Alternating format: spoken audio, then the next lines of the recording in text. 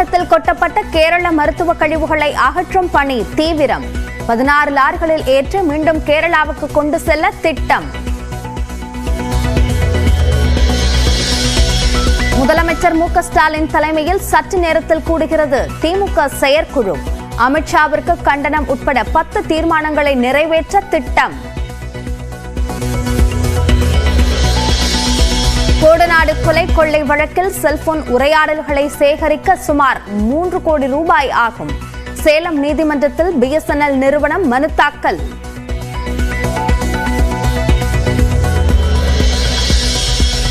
வார விடுமுறை தினம் என்பதால் ராமேஸ்வரம் கோயிலில் குவிந்த பக்தர்கள். கோயில் செல்லும் வழியில் போக்குவரத்து நெரிசல்.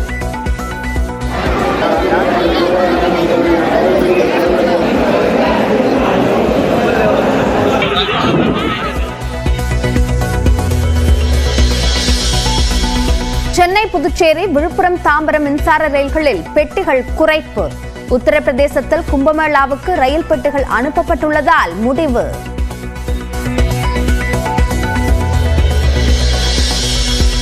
ரசிகை உயிரிழந்தது தெரிந்தும் அல்லு அர்ஜுன் படம் பார்த்துக் கொண்டிருந்ததாக ரேவந்த் ரெட்டி குற்றச்சாட்டு. தெலங்கானாவில் இனி சிறப்பு காட்சிகளுக்கு அனுமதி இல்லை என திட்டவட்டம். ரசிகை மரணம் குறித்து பொய் குற்றச்சாட்டை முன்வைப்பதாக அல்லு அர்ஜுன் ஆதங்கம். தனது நற்பெயருக்கு களங்கம் ஏற்படுத்துவதாக வேதனை.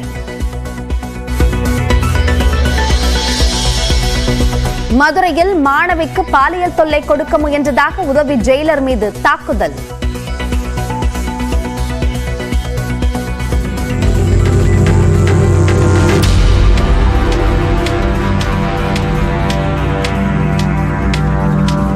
பணியிடை நீக்கம் செய்யப்பட்ட நிலையில் கைது. நூலுரிமை தொகை இல்லாமல் நாட்டுடைமை ஆக்கப்பட்ட முன்னாள் முதலமைச்சர் கருணாநிதியின் நூல்கள். முதலமைச்சர் அறிவிப்பை தொடர்ந்து ராசாத்தி அம்மாளிடம் அரசாணையை வழங்கினார் அமைச்சர் மு.பி. சாமிநாதன்.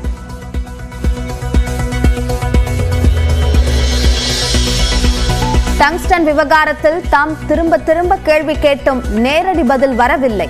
முதலமைச்சரின் விமர்சனத்திற்கு எதிர்க்கட்சித் தலைவர் எடப்பாடி பழனிசாமி விளக்கம். ஸ்டாலின் தலைமையில் இருக்கின்ற அரசாங்கம் 2024 ஜனவரி முதல் 2011 10 மாத காலம் ஒப்பந்தம் கோரப்பட்டுள்ளது இறுதி செய்யப்படவரை என்ன செய்தார் என்றுதான் சட்டமன்றத்தில் திருப்பி கேட்டேன். அதற்கு நேரடியாக பதில் சொல்லவே இல்லை. மலுப்பலான பதிலே அவர்கள் அவையை நேரத்தை சரி செய்து முடித்துக் கொண்டார்கள். செறிவூட்டப்பட்ட அரிசிக்கான GST 18% 5 விழுக்காடாக குறைப்பு. மிளகு, உலர் திராட்சைகளை விற்பனை செய்யும் விவசாயிகளுக்கு வரி விலக்கு. புற்றுநோய்க்கு சிகிச்சை அளிக்கும் ஜீன் தெரபிக்கு முற்றிலும் வரி விலக்கு. பழைய கார் விற்பனை மற்றும் பாப்கார்னுக்கு GST அதிகரிப்பு.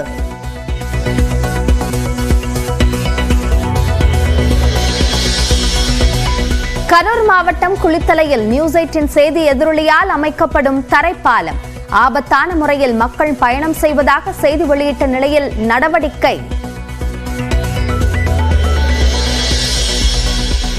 கிறிஸ்துமஸ் புத்தாண்டை முன்னிட்டு தாம்பரத்திலிருந்து கன்னியாகுமரிக்கு சிறப்பு ரயில்கள் இயக்கம். சென்னை சென்ட்ரலில் இருந்து ஈரோடு வழியாக கொச்சுவேலிக்கு சிறப்பு ரயில்கள் இயக்கப்படும் என்று தெற்கு ரயில்வே அறிவிப்பு. பஞ்சாபின் மொகாலியில் 4 மாடி கட்டடம் இடிந்த இடத்தில் அகற்றப்படும் இடிபாடுகள். 20 வயதான பெண் உயிரிழப்பு.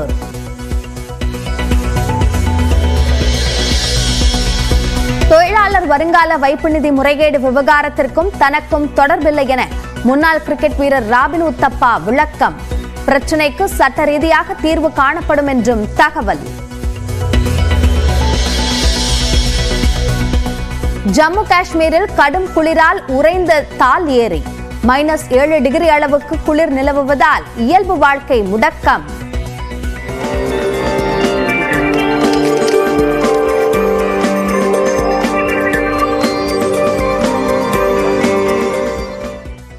நெல்லையின் பல்வேறு பகுதிகளில் கொட்டப்பட்ட கேரள மருத்துவ கழிவுகளை அகற்றும் பணி தொடங்கியுள்ளது. இதுகுறித்த கூடுதல் விவரங்களை நம்முடைய செய்தியாளர் சிவமணியிடம் கேட்கலாம்.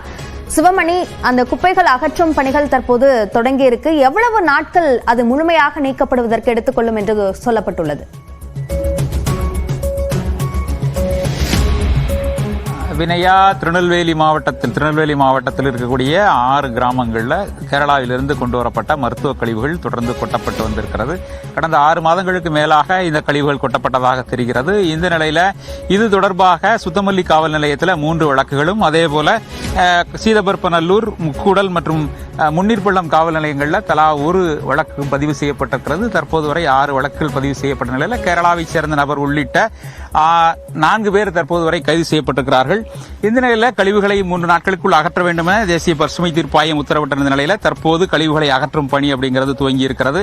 6 கிராமங்களில், அந்த கிராமங்கள் இருக்கக்கூடிய இடங்களில் கழிவுகளை அகற்றுவதற்கான நடவடிக்கைகளை கேரளாவிலிருந்து வந்திருக்கக்கூடிய அதிகாரிகள் தமிழக அதிகாரிகளோடு சேர்ந்து முகாமிட்டு இங்கே அகற்றுவதற்கான நடவடிக்கைகளை துவங்கி இருக்கிறார்கள். தற்போது நம்ம பலவூர் பகுதியில் இருக்கிறோம். இந்த பகுதியில் கழிவுகள் அகற்றுவதற்கான ஆரம்பகட்ட பணிகள் நடைபெற்று வருகிறது. ஏற்கனவே கல்லூர் பகுதியில் அந்த நடுக்கல்லூர் அதில் இருக்கக்கூடிய காட்டுப்பகுதியில் அள்ளுவதற்கான நடவடிக்கைகள் அப்படிங்கிறது தொடர்ந்து துவங்கி இருக்கிறது.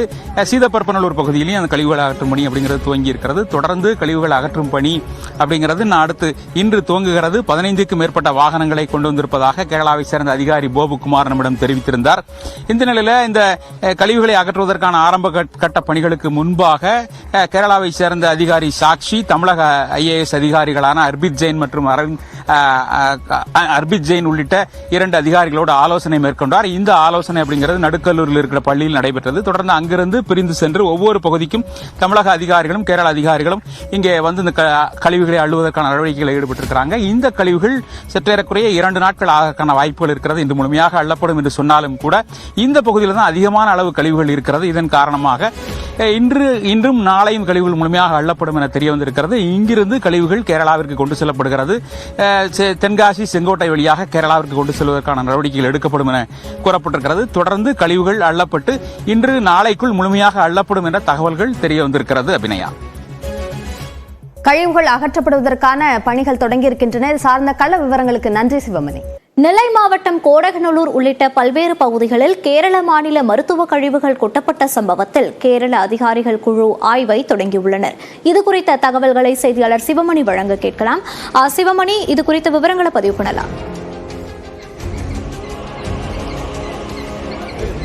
மோனிஷா, திருநெல்வேலி மாவட்டத்தில் இருக்கக்கூடிய 6 கிராமங்களில் 10க்கும் மேற்பட்ட இடங்களில் இந்த கேரள கழிவுகள், அதாவது கேரளாவினுடைய மருத்துவ கழிவுகள் உள்ளிட்ட கழிவுகள் வந்து கொட்டப்பட்டது. இது தொடர்பாக கடந்த 6 மாதங்களுக்கு மேலாக இந்த கழிவுகள் கொட்டப்பட்டதாக கூறப்படக்கூடிய நிலையில் இந்த கழிவுகள் 3 நாட்களுக்குள் அகற்றப்பட வேண்டும் என பசுமை தீர்ப்பாயம் உத்தரவிட்டது. இந்த நிலையில் கேரள அதிகாரிகள் குழு நேற்று முன்தினம் இங்கே வந்து ஆய்வு மேற்கொண்டார்கள். ஆய்வு மேற்கொண்டு கேரள கழிவுகள், திருநெல்வேலி மாவட்ட ஆட்சியராக இருக்கக்கூடிய கார்த்திகேயன், இந்த கழிவுகள் மருத்துவ கழிவுகளாக இருக்கிறது, இதனை கேரளாவிற்கு கொண்டு செல்வதற்கான நடவடிக்கைகளை உடனே துவங்க வேண்டும் என அவர்களிடம் கேட்டுக்கொண்டதன் அடிப்படையில் தற்போது அந்த கழிவுகளை இன்றே அகற்றுவதற்கான நடவடிக்கைகள் துவங்கி இருக்கிறது. கேரளாவை சேர்ந்த சாக்ஷி என்ற IAS அதிகாரி அவர்கள் தலைமையிலான குழுவினர் இங்கே வந்திருக்கிறார்கள். 15க்கும் மேற்பட்ட வாகனங்கள், கேரள லாரிகள், இங்கே பதிவெண் கொண்ட லாரிகள் குப்பைகளை அள்ளி கொண்டு போவதற்காக வந்திருக்கிறது. தற்போது அரசு மகளிர் மேல்நிலைப்பள்ளி நடுக்கல்லூர் பகுதியில் அதிகாரிகள் குழு, தமிழக IAS அதிகாரிகள், உதவி ஆட்சியர் பயிற்சி மற்றும் உதவி ஆட்சியர் சேரன் மகாதேவி, உதவி ஆட்சியர் அம்பிகா ஜெயின் மற்றும் அர்பித் ஜெயின் இவர்களோடு ஆலோசனை மேற்கொண்டு வருகிறார்கள். ஒவ்வொரு பகுதிக்கும், 6 கிராமங்களில் இந்த கழிவுகள் கொட்டப்பட்டிருக்கக்கூடிய நிலையில் ஒவ்வொரு பகுதிக்கும் தமிழகத்தை சேர்ந்த ஒரு வட்டார வளர்ச்சி அலுவலர் மட்டுமல்லாது ஒரு வட்டாட்சியர் தலைமையிலான குழுவினர் அவர்களோடு பணியாற்ற இருக்கிறார்கள். அந்த கழிவுகள் முழுமையாக அகற்றப்படுகிறதா என்பது குறித்தும் அவர்கள் ஆய்வு மேற்கொள்ள இருக்கிறார்கள். முழுமையாக கழிவுகள் அகற்றப்பட வேண்டும் என்ற நீதிமன்றத்தினுடைய உத்தரவின் அடிப்படையில் கழிவுகள் இன்றே அகற்றப்படுவதற்கான நடவடிக்கைகள் எடுக்கப்பட்டு வருகிறது. இதன் அடிப்படையில் இது தொடர்பாக கழிவுகளை கொட்டப்பட்ட சம்பவம் தொடர்பாக 6 வழக்குகள் பதிவு செய்யப்பட்டிருக்கிறது. ஏற்கனவே முன்னீர்பள்ளம் காவல் நிலையத்தில் புதிதாக ஒரு வழக்கு பதிவு செய்யப்பட்ட நிலையில் சுத்தமல்லி காவல் நிலையத்தில் ஏற்கனவே 3 வழக்குகள் பதிவு செய்யப்பட்டது. மொத்தமாக இது தொடர்பாக 6 வழக்குகள் பதிவு செய்யப்பட்டிருக்கிறது. 4 பேர் கைது செய்யப்பட்டிருக்கிறார்கள். தொடர்ந்து விசாரணை அப்படிங்கிறது நடைபெற்று வருகிறது. தற்போது கழிவுகளை அள்ளுவதற்கான உச்சபட்ச நிகழ்வு அப்படிங்கிறது தற்போது இன்று நடைபெற இருக்கிறது. கேரளாவை சேர்ந்த அதிகாரிகள், தமிழக அதிகாரிகள் சம்பவ இடத்தில் முகாமிட்டு ஒரு முழுமையாக அள்ளுவதற்கான நடவடிக்கைகளை எடுக்க இருக்கிறார்கள். இந்த பகுதி முழுமையாக ஒரு பரபரப்பான சூழலை எட்டியிருக்கிறது. காவல்துறையினர் விரிவான பாதுகாப்பு ஏற்பாடுகளை செய்து வருகிறார்கள்.